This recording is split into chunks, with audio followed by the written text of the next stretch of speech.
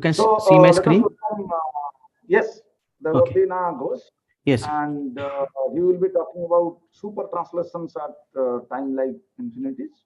So I will knock you at 13 minutes. Your talk is of 15 minutes. At 13 minutes, I will knock you so Okay. that it can end up in next 2 minutes. Okay. Okay, Okay. Okay. please go ahead. Okay. So thank you. And I'd like to thank the organizers for giving me an opportunity to speak here at this edition of Indian Strings Meeting.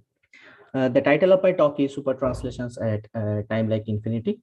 This work is based on this paper that I've done in collaboration with Amitav Virmani, Shumanta Chakraborty, Jahanur Haq, and Aniket Khairnar. This is the outline of my talk. So first I will give an introduction and then the motivation behind my work. And then I will talk about super translations at time like infinity and the associated charges to it. And if time permits, I will talk about the Schwarzschild solution at time like infinity, and then I will conclude. Okay. So the asymptotic properties of gravity have been studied extensively for decades in the context of understanding asymptotically flat spacetimes at null infinity. However, the symmetry group of asymptotically flat spacetimes are not the usual Poincare group that we come across in special relativity, but the group is called a BMS group, and which is a semi-direct product of the super translation group and the Lorentz group. Under the BMS group, one asymptotically flat solution of general relativity at null infinity is mapped into another solution. The infinite dimensional super translation subgroup generate arbitrary angle dependent translations of retarded time. Now, the BMS symmetries are the exact symmetries of general relativity.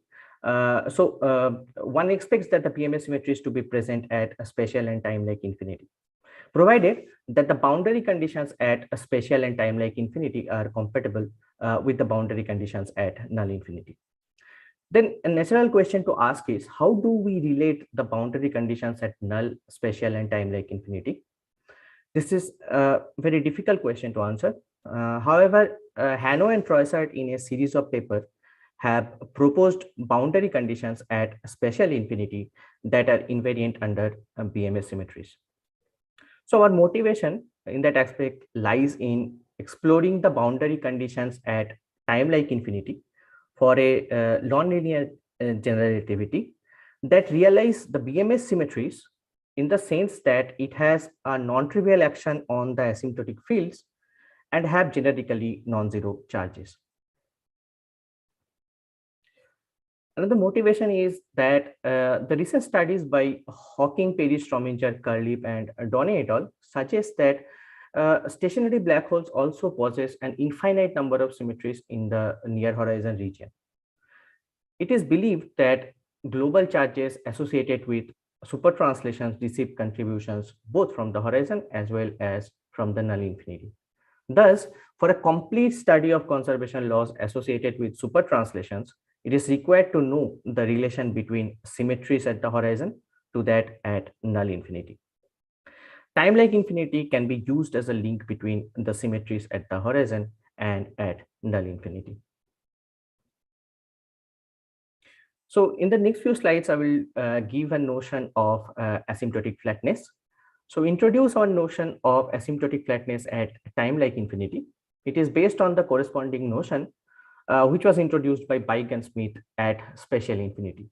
To do that, we first introduce a set of polar coordinates tau, rho, theta, phi for Minkowski spacetime, where the coordinates tau and rho are given by these two equations.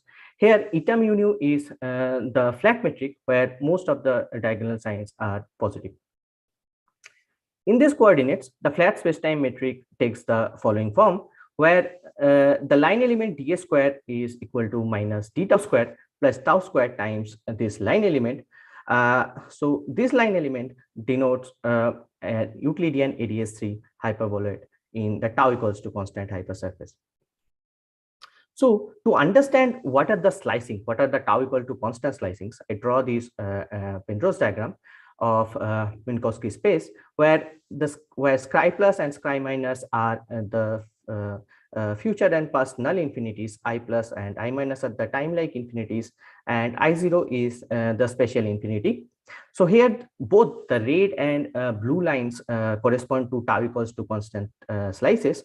So we are only interested in these red slices because this on these red slices tau square is greater than 0, and these red slices correspond to this Euclidean ADS3 hyperboloid. Okay, so now as we move closer to the future time like infinity I plus, that is tau tends to infinity, we kind of zoom in the structure of the future time like infinity, which is denoted by this Euclidean ADS3 hyperboloid at the top of this diagram. Okay, so now that we know how, the future time like infinity, I mean the coordinates that we define rho, tau, theta, pi, the good coordinates to study the future time like infinity. So let us consider a general class of space-time, which is denoted here by this metric G mu nu is equal to eta mu nu plus the expansion over the negative powers of tau. Here, this tensor ln mu nu is a function. This tensor is a function of the Cartesian coordinates and the ratio of Cartesian coordinates and the tau coordinate. Then following Beigen-Smith, this metric can be put in the more convenient form where the line element ds square is given by minus n squared d tau square plus HAB d phi a d phi b. Here, a capital N is called a lapse function, which appropriately normalizes the normal to the slicing that we consider here. And the three-dimensional metric HAB is expanded in powers of 1 over tau, where the leading order term H0AB is our Euclidean ADS3 hyperboloid that I have just discussed. So this above Beigen-Smith form is our starting point. Now, in the next few slides, I will talk about super translations at time like infinity. So if super translations are the genuine symmetries of general relativity, then they should also be realizable at time like infinity. A natural question, therefore, to ask is, what is the set of diffeomorphisms preserving the form of the metric? So the following diffeomorphism preserves the asymptotic form of the metric 2 order 1 over tau. So where the tau bar and phi bar coordinates are transformed to tau and phi a. So here phi a collectively denotes rho, theta, and phi coordinates. So these are transformed by an arbitrary function on Euclidean ADS3 hyperboloid, which is omega, and this is a function of phi bar a, which are the rho, theta, phi coordinates. This arbitrary function determines the higher order terms in the diffeomorphism uniquely. We only focus on super translations in our work. Under general super translation, the 0th order field H0AB and the first order field sigma does not transform. The first order metric correction H1AB transforms under general super translations as the following, where the first order metric correction H1AB goes to H1AB plus twice dA dB omega minus twice omega H0AB, where this curl d dA is the covariant derivative compatible with the metric H0AB. Okay. Now, omega is an arbitrary function on the hyperboloid. It's a function of rho, theta, phi coordinates. So one need to specify boundary conditions. The boundary conditions at such that the boundary conditions at time like infinity should remain invariant under the allowed super translations.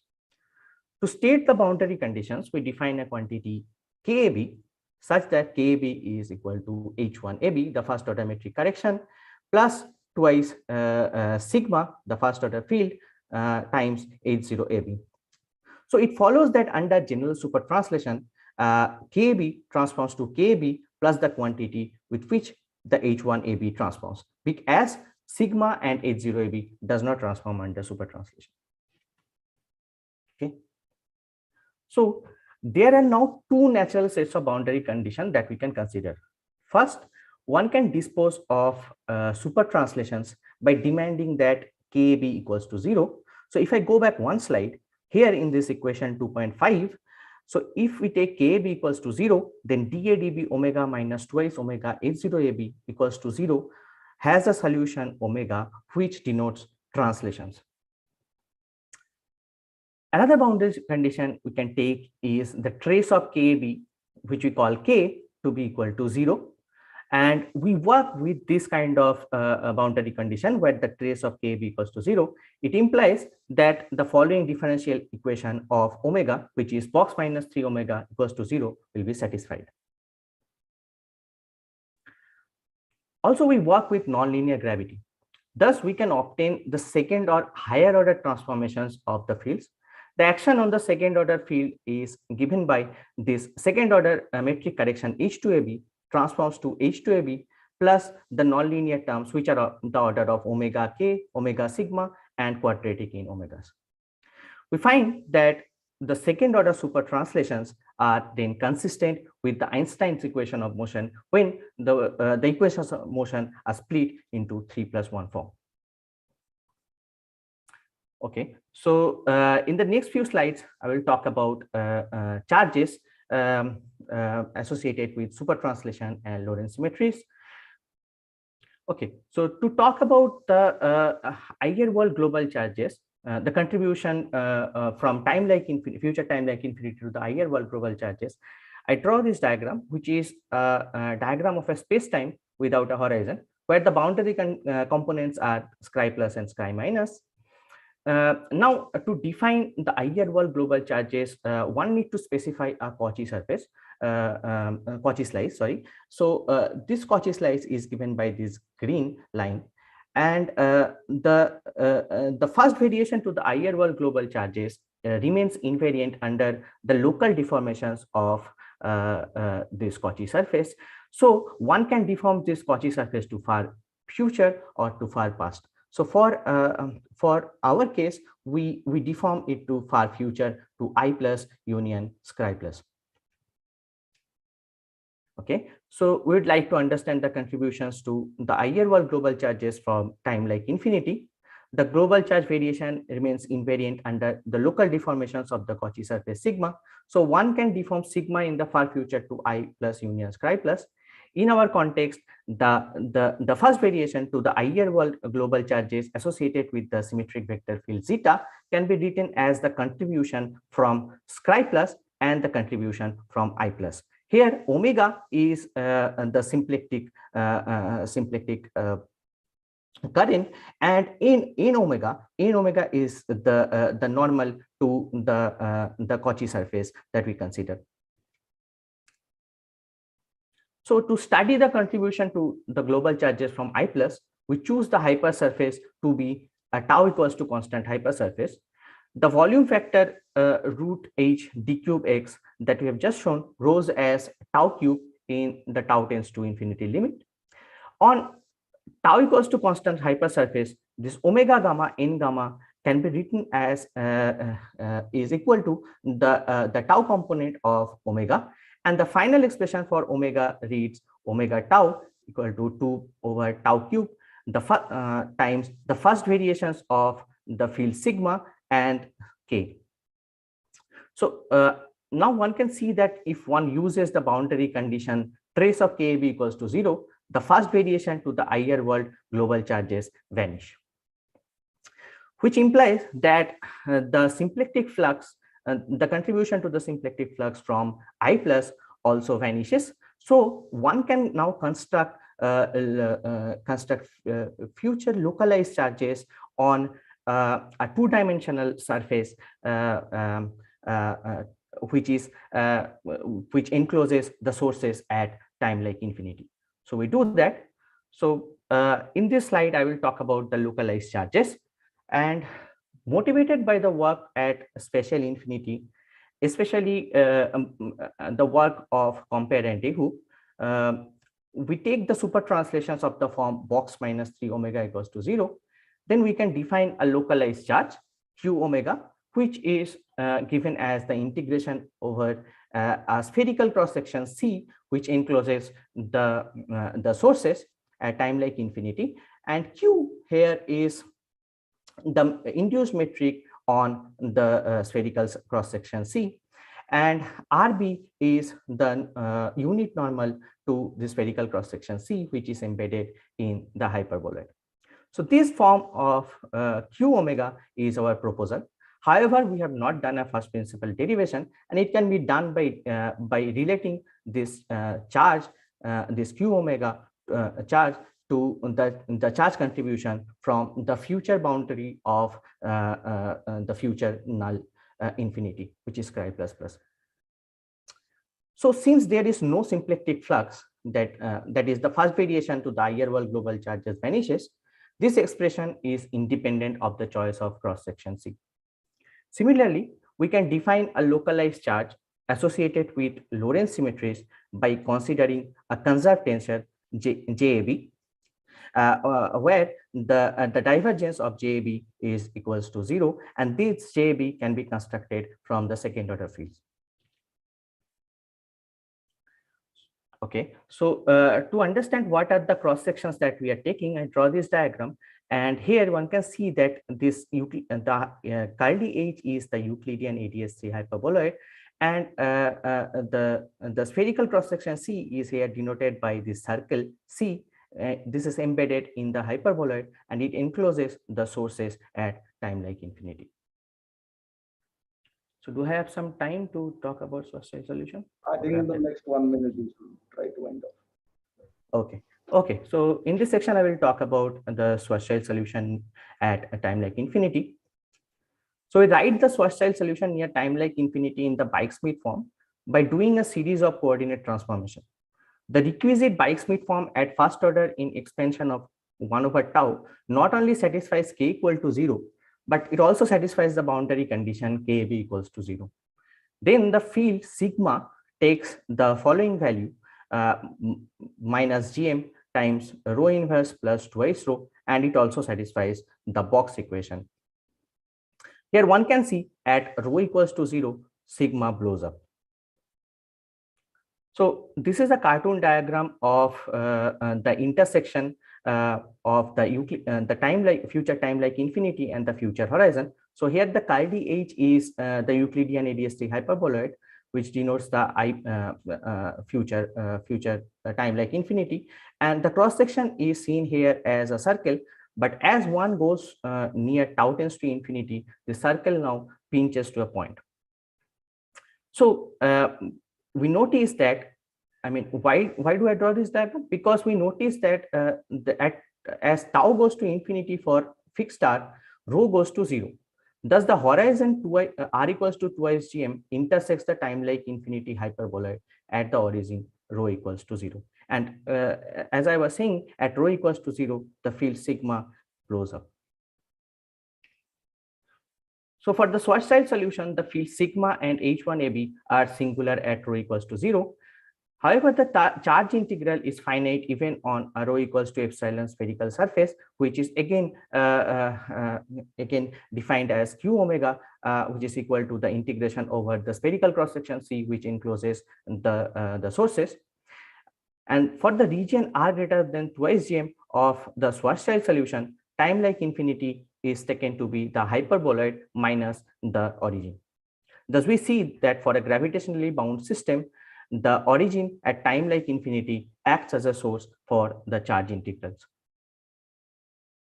Okay, so I will summarize. We start by defining asymptotic flatness at time like infinity. We then studied the action of supertranslations at time like infinity on fields at second order in 1 over tau expansion. We used our boundary condition to show that the Lee-Wall symplectic form does not receive any contributions from the time like infinity. Finally, we proposed expressions for the supertranslations and Lorentz charges. As a future direction, I can say that one can follow the work of Troisert and Prabhu. And then if one follows that, we expect that our charge expressions can be matched with the appropriate expressions for supertranslations and Lorentz charges at Scri plus plus. Another important question to answer is that can our boundary conditions be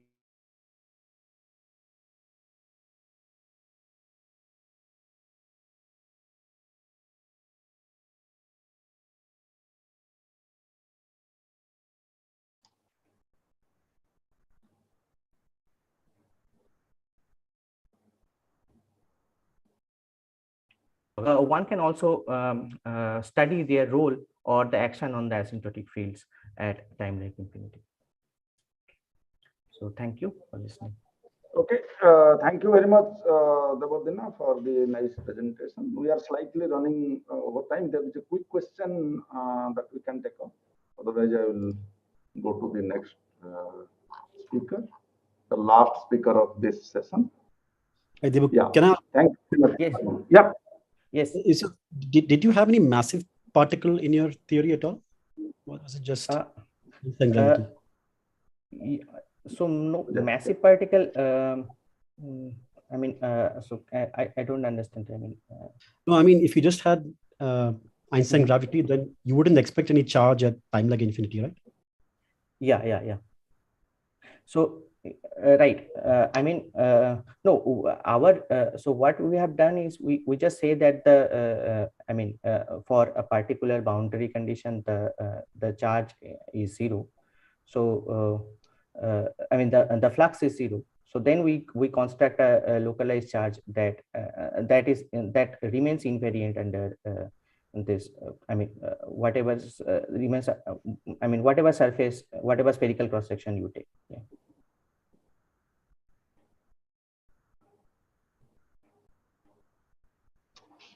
Okay, I think let's thank Devardhana again for the talk. You may stop sharing your slide. Parthiv Haldar, is Parthiv here?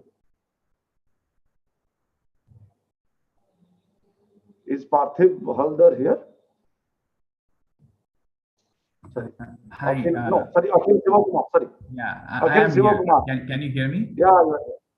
Yes, we can hear you. You may share your screen. Okay. And I will stop you at 13 minutes. So in the next 2 minutes, Okay. we'll try to So you see my screen.